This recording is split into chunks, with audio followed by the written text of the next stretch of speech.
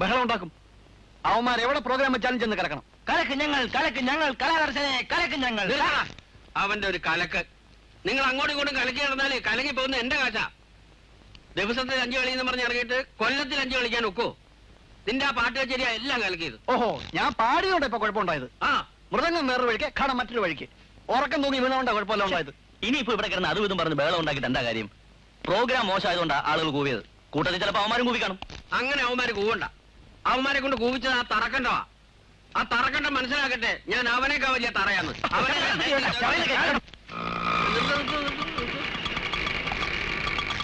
ഏട്ടാ വെയിറ്റ് ചെയ്യാൻ പറ്റില്ല. തന്നോട് ആര് പറഞ്ഞോ വെയിറ്റ് ചെയ്യാൻ?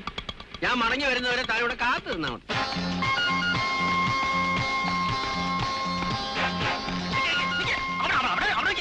എവിടെ പോകുന്നു? പ്രാർത്ഥിക്കാനാണോ അല്ല കുമ്പസാരിക്കാനാ? എനിക്കിപ്പ അറിയണം തറ എവിടെയാ. തറതേ ഇവിടെയാ, ഇരുന്നോളൂ. അതല്ലടോ തറക്കണ്ട ആരാന്ന്. ഈ നിലയ്ക്ക് തറക്കേണ്ടത് നിങ്ങളെയാ.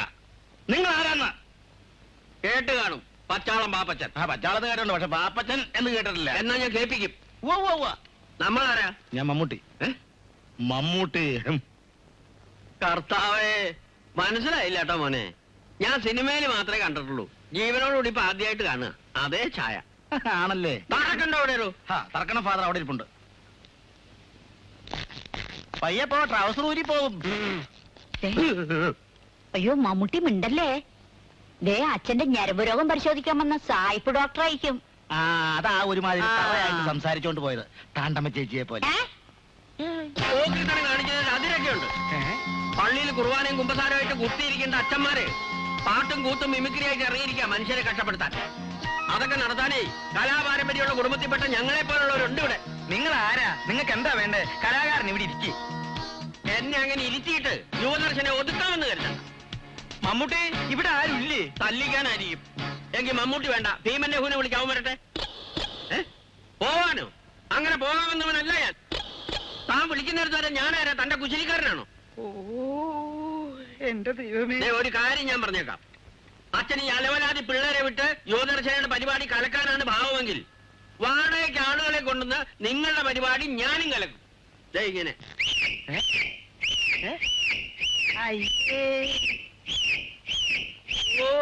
ഇനിയുണ്ട് വേറെ.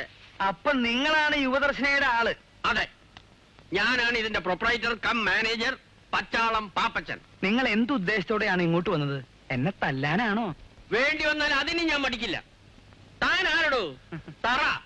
വേറൊരു തറയായതുകൊണ്ടല്ലേ താൻ ഈ തറപ്പണികളൊക്കെ ചെയ്തത്. പച്ചാളം പാപ്പച്ചന്റെ പച്ചയായ രൂപം താൻ കാണാൻ പോകുന്നതേ ഉള്ളൂ. താൻ എന്താ വിചാരിച്ചേ? ഒരു പരിധി വരെ എനിക്ക് അച്ഛനായിട്ടിരിക്കാൻ പറ്റൂ. താൻ തറയാണെങ്കിലേ ഞാൻ അടിത്തറയാ. കുറെ നേരം ഇല്ല തുടങ്ങിയിട്ട് ഒരു വള്ളിയിലേക്ക് ഇട്ടിട്ടുണ്ട് വലിയ അളവ്. നിന്നെ ശരീരം എന്താ എന്ത് പറ്റിയോ? മമ്മൂട്ടി അച്ചോ, ഞാനൊരു കാര്യം പറഞ്ഞാൽ താൻ ആരോടെങ്കിലും പറയോ? പറയൂ അച്ചോ. ഓ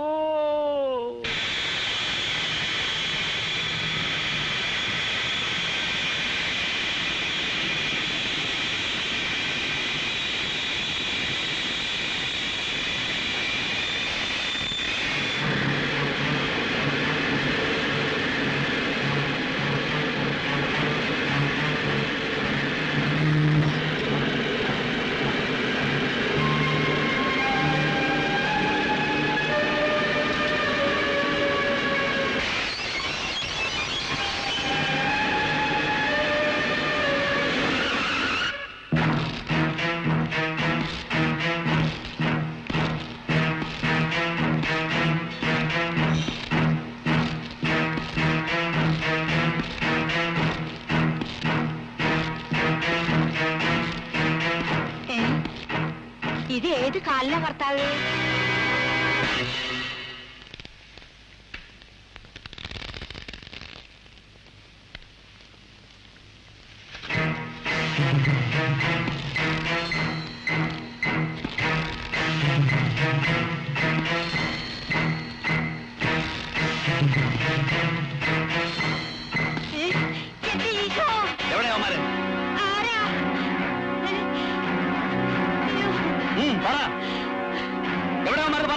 എനിക്കറിയില്ലേ?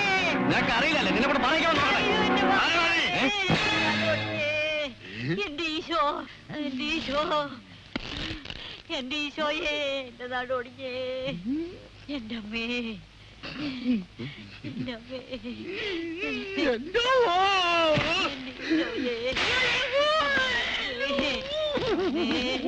എന്റെ ഈശോ, എന്റെ നാടോടിഞ്ഞേ. അയ്യോ,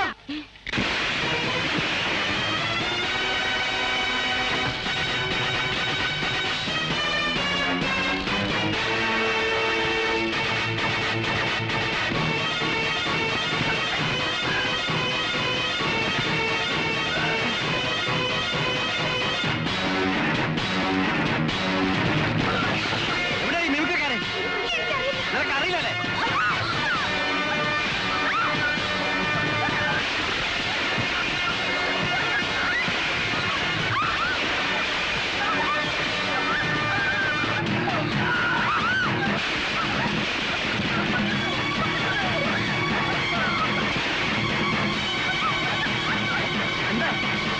എന്താണ് എന്താണ്ടായത്? ഒന്ന് പറയോ, എന്താ എന്താണ് എന്താ? നിങ്ങൾ ആരാണ്? കാസർഗോഡ് കാദർബായിയുടെ മകൻ കാസിം ബായ്. എന്റെ കർത്താവേ, ഞാനിതാ പോണേ. അച്ഛന് അങ്ങനെ അങ്ങ് പോവാൻ സമ്മതിക്കില്ല അച്ഛോ.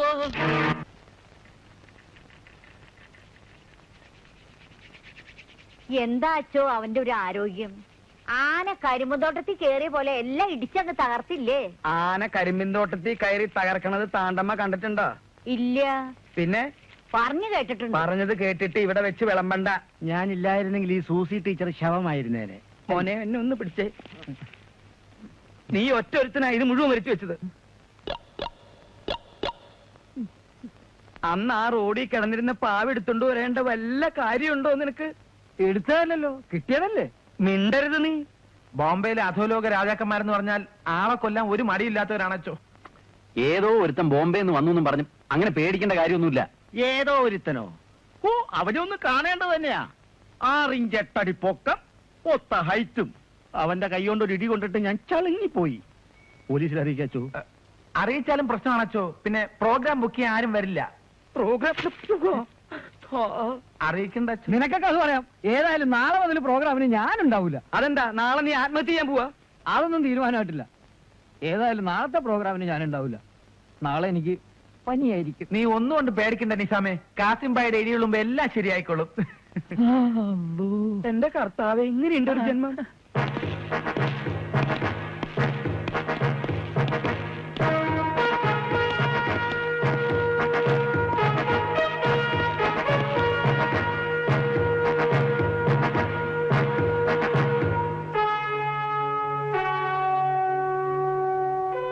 നീ എപ്പോ വന്നു? ഞാൻ വരുന്ന വഴിയാ. നിന്നോട് വരണ്ടെന്ന് പറയാൻ നമ്മൾ ഷൗക്കത്തേലോട് പറഞ്ഞിരുന്നല്ലോ. ഓനൊന്നും പറഞ്ഞില്ലേ? പറഞ്ഞു. ബാപ്പയെ ജയിലിലാക്കിയവർ പുറത്ത് തമാശയും കാണിച്ച് സൂക്ഷിച്ചു നടക്കുന്നത് കണ്ട് ഞാൻ വെറുതെ ഇരിക്കണമെന്നാണോ ബാപ്പ പറയുന്നത്? ഏതായാലും നമ്മൾ ഇതിനകത്തായി. 5 കൊല്ലമെന്ന് പറയുന്നത് നാളെ പോയി മറ്റന്നാൾ കഴിയും. ഞമ്മക്കിവിടെ പരമാനന്ദ സുഖവാ. ഗോതമ്പിന്റെ ഉണ്ട സ്ഥിരമായി കഴിക്കുന്നതുകൊണ്ട് ഇപ്പൊ ഷുഗർ ഒട്ടുമില്ല. ഇറച്ചിയും മുട്ടയും വല്ലപ്പോഴും ഒക്കെ കഴിക്കുന്നതുകൊണ്ട് കൊളസ്ട്രോളും ഇല്ല. അല്ലറ ഇല്ലറ പണിയെടുക്കുന്നതുകൊണ്ട് പ്രഷറും ഇല്ല. കിടക്കുമേ കിടക്കാത്തതുകൊണ്ട് നടുവേദനയില്ല. പിന്നെ ആൾ കൂടെ ഉള്ളത് കൊതുകിന്റെ ശല്യമാണ്. അതിനിപ്പോ ഒരു സാധനം ഉണ്ടല്ലോ. എന്താണ് അതിന്റെ പേര്? ഓ, ഞമ്മന്റെ നാക്കിന്റെ തുമ്പത്തിരിക്കുന്നു. ഈ വലിയ വലിയ ആൾക്കാർ കിടക്കാൻ നേരത്ത് പറയുന്ന ഒരു ഭാഷയുണ്ടല്ലോ.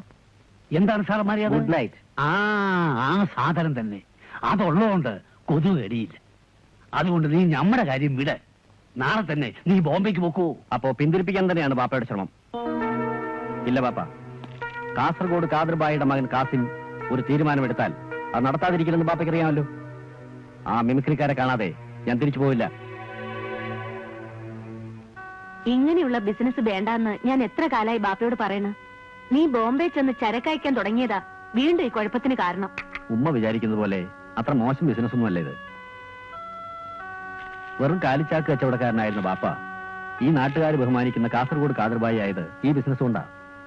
വെറും കാലിച്ചാക്ക് കച്ചവടക്കാരനായിരുന്നെങ്കിൽ ലക്ഷക്കണക്കിന് രൂപ മുടക്കി ഉമ്മയെ അമേരിക്ക കൊണ്ടുപോയി ട്രീറ്റ്മെന്റ് നടത്താൻ പറ്റുമായിരുന്നു. പണം ഉണ്ടായിട്ട് എന്താ കാര്യം? സുഖമില്ലാത്ത ബാപ്പ ജയിലിൽ കിടക്കണ കാര്യം നീ ഒന്ന് ഓർത്തു നോക്കിയേ. ഇനി കൂടുതലൊന്നും ബാപ്പ ജയിലിൽ കിടക്കേണ്ടി വരില്ലുമ്മ. ഏതായാലും നമ്മുടെ എല്ലാം ഫോട്ടോ കാസിംബായുടെ കയ്യിലുള്ള സ്ഥിതിക്ക് അയക്ക് നമ്മളെ പിടിക്കാൻ ബുദ്ധിമുട്ടൊന്നും ഉണ്ടാവില്ല. ഞാനൊന്ന് തീരുമാനിച്ചു, മലപ്പുറത്ത് നമ്മുടെ വീട്ടിൽ പോലെ അല്ല, എന്റെ തലയെ മൊട്ടയടിച്ച് മീശാൻ പഠിക്കും. അപ്പൊ പിന്നെ എന്നാരും തിരിച്ചറിയൂലല്ലോ. ഞങ്ങൾ ഒന്ന് തീരുമാനിച്ചു. പൊട്ടടിക്കാനാ? അല്ല, നിന്നെ പിടിച്ചുകൊണ്ടായ കാസിംബായുടെ കൈ കൊടുത്തുള്ള വിവരവും പറഞ്ഞ് ഞങ്ങളുടെ തടി തപ്പാൻ. നിങ്ങളിങ്ങനെ തമാശയും പറഞ്ഞോണ്ടിരിക്കാതെ അയാളിൽ നിന്ന് രക്ഷപ്പെടാനുള്ള വല്ല മാർഗം ഉണ്ടെന്ന് ആലോചിക്കേ. ഒരു വഴിയുണ്ട്. വല്ല മന്ത്രവാദിനും വീട്ടിൽ പോകാനായിരിക്കും. ആക്കല്ലേ ഒരിക്കലും ഒരു അബദ്ധം പറ്റി പറഞ്ഞാൽ മതി, അബദ്ധമായിരിക്കും. മതിയാക്ക്. ഞാനൊരു വഴി പറയാം. കൊണ്ടോട്ടിയിൽ എന്റെ കൊച്ചാപ്പന്റെ ഒരു അസ്മാതി ഉണ്ട്.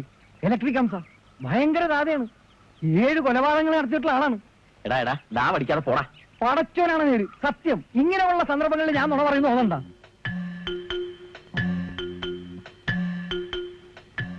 നമ്മൾ വിളിച്ച അയാൾ വരുമോ? ആ കാര്യം ഞാൻ ഏറ്റു. എന്നാൽ നമ്മൾ ആദ്യം കണ്ടുപിടിക്കേണ്ടത് കാസിംബായി ഒറ്റയ്ക്ക് എവിടെയൊക്കെയാണ് പോകുന്നത് എന്നുള്ളതാണ്.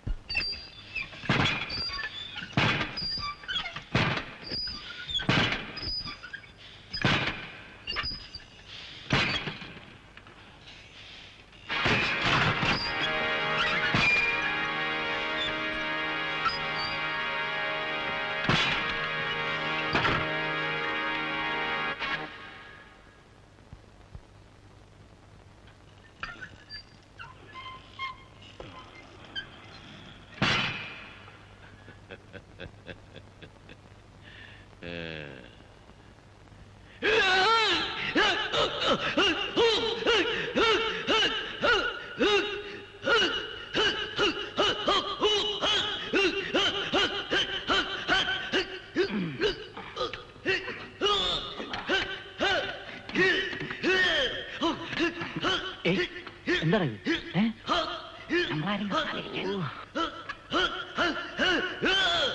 മരിച്ചു കഴിഞ്ഞാൽ നമ്മളെ ഡെഡ് ബോഡി അവിടെ കൊണ്ടുപോയി വിളിച്ചു പോടാം. നിന്റെ വീട്ടിൽ കൊണ്ടുപോയി കുളിച്ചിടാം. കൂട്ടായ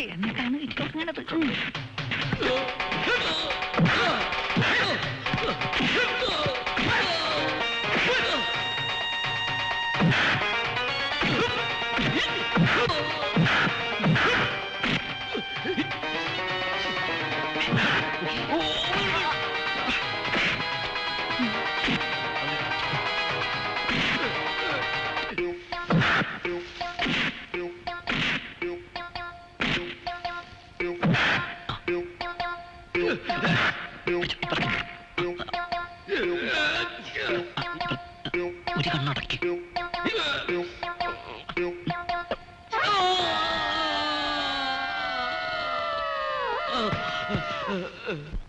നാളെ നമ്മുടെ ഫൈൻ ആർട്സ് ഹോളിലെ പ്രോഗ്രാം കലക്കാൻ വേണ്ടി തന്നെയാണ് യുവദർശനക്കാർ അതിന്റെ തൊട്ട് മുമ്പിൽ കൊണ്ടുവന്ന് ഓപ്പൺ എയർ പ്രോഗ്രാം വെച്ചിരിക്കുന്നത്. ഓപ്പൺ എയർ പ്രോഗ്രാം കാണാൻ സ്റ്റാൻഡേർഡ് ഉള്ള ആരെങ്കിലും പോകൂടാ?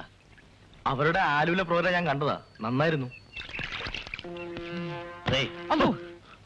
നീ എന്താ ഇത്ര ആലോചിക്കുന്നത്? പോലീസ് പ്രൊട്ടക്ഷൻ ഇല്ലാതെ പരിപാടി നടത്തിയുള്ള നമ്മുടെ സ്ഥിതി ആലോചിക്കായിരുന്നു. എന്തോ എന്ത് കണ്ടാലും അടിച്ചു മാറ്റി വീട്ടിൽ കൊണ്ടുപോകുമ്പോ ഓർക്കണമായിരുന്നു. പാവ എടുത്തവനെ പിടിക്കാനാ കാസിംബായി വന്നതെന്നാ ഞാനറിഞ്ഞു.